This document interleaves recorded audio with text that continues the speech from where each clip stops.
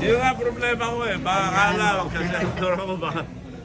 Pero nagpapasalamat ako kay Pangulong Duterte at naalala ko, it's an honor to be endorsed by the President.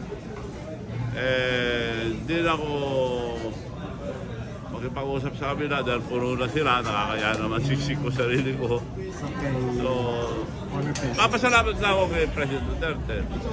At pinipilit ngayon ako yung mga mayors na naging presidente ako, mga councilors, governors.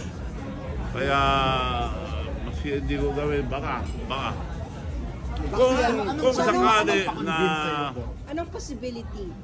Ilang Well, percent? possible, pero kung tatakbo ko, independent. Depende. Pero sa sariling partido, lakas sila eh. Ako, lakas loob. Gok, tuloy ba yung pelikula mo with Manny Pacquiao?